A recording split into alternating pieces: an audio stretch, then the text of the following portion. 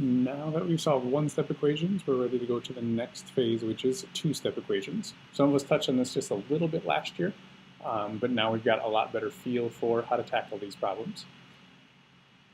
Go ahead and get your notes set up, and then we'll get going.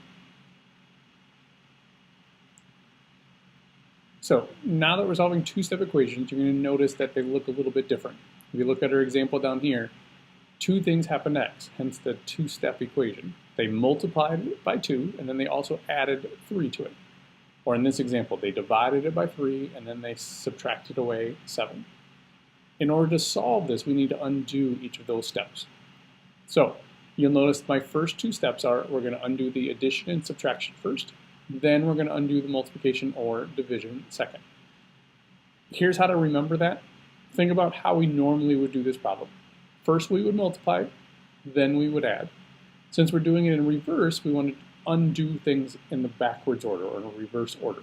So the last thing we did was add, so let's take care of that by subtracting, then take care of the multiplication by doing the opposite. The best way I can remember to or how to put it all together is think about a Christmas or birthday present from mom or dad.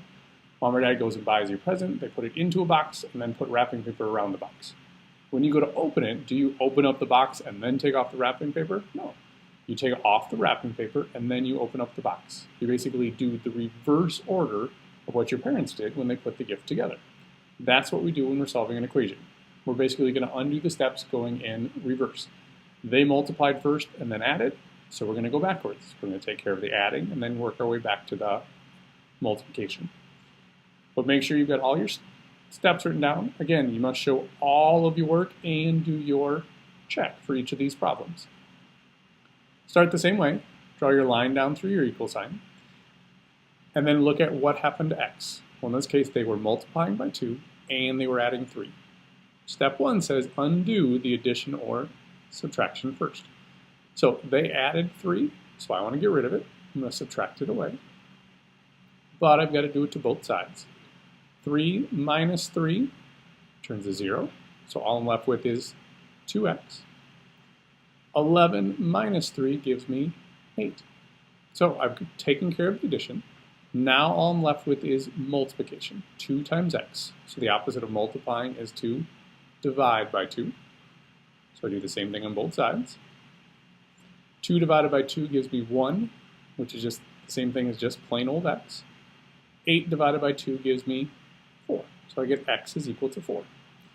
Here's where doing our check is a little bit more important. We're going to have to show a little bit more. But we're going to take that 4 and plug it in place of x. So 2 times x, so 2 times 4, plus 3. 2 times 4 is 8, plus 3, that is 11. We're good to go because we wanted to get 11. All right, same thing over here. They divided and they subtracted, but the first step is to take care of the adding or subtracting. They subtracted 7, so I'm going to add 7 to both sides. Subtracting 7 and adding 7 cancel each other out, turn to 0. So I'm just left with my w over negative 3. Negative 13 plus positive 7. Remember, if you have different signs, you subtract them. Take the sign on the bigger number. So negative 6. Now we take care of the dividing. They divided by negative 3, so I want to multiply by negative 3. Be careful not to try to use an x for multiplication because oftentimes the variable is going to be an x. Negative 3 divided by negative 3 gives us 1, so just 1w or w. Negative 6 times negative 3 is positive 18. Now, time to go back and check our work. So we plug 18 back in for w. So 18 divided by negative 3. 18 divided by negative 3 is negative 6 minus 7. Remember, anytime there's a negative in the problem, we don't want subtraction. So I change this to adding the opposite. Negative 6 plus negative 7 really is negative 13. So I've checked my work. All right, let's try a couple more together. Make sure you get the hang of it, and then it'll be your turn to try a couple. Remember, watch out for those negatives and the subtraction. That's the most common place that you're going to make a mistake in these. And then don't forget to do your check. I know it's kind of a pain, but it really will help you catch some of those little mistakes and not let them add up on you. So I draw my line down, and I always focus on the variable. What did they do to the variable? Well, they multiplied by -2, and they added 5. So we're going to take care of the addition first. Opposite of adding is to subtract. So I'm going to subtract away 5 from both sides. 5 minus 5 is 0, so that part cancels out. I'm just left with my -2m. And that's always our goal, is to try to simplify it by getting rid of one piece, so there's only one part left.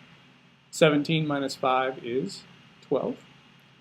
Now I finished solving it by taking care of the multiplication. They multiplied by -2, so I want to divide by -2. Notice I divided by a negative because they multiplied by a negative. -2 divided by -2 turns to a 1, so 1m or m. 12 divided by -2 is -6. Positive divided by negative stays negative. Now I do my check. I plug -6 back in for m.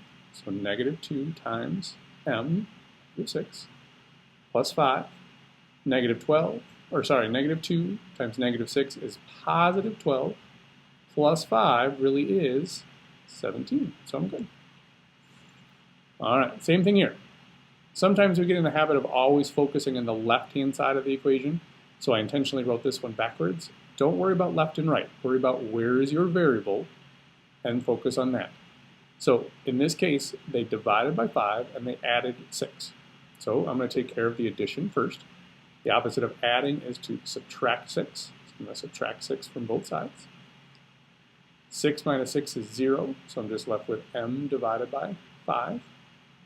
15 minus 6 is 9.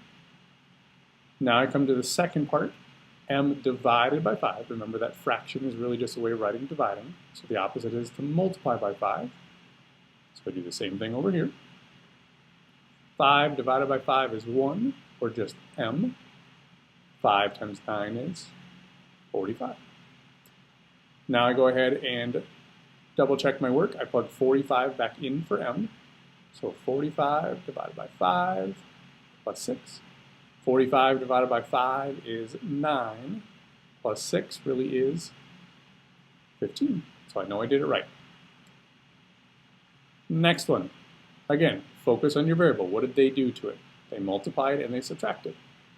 First, take care of the subtraction. The opposite of subtracting 8 is to add 8. So we do that to both sides. Those turn to 0, so they drop out, and I'm just left with 4x. 12 plus 8 is 20. Then they multiplied by 4, so I want to do the opposite, which is to divide by 4. I'm always undoing, or doing the opposite of what they did. 4 divided by 4 is 1, or just x.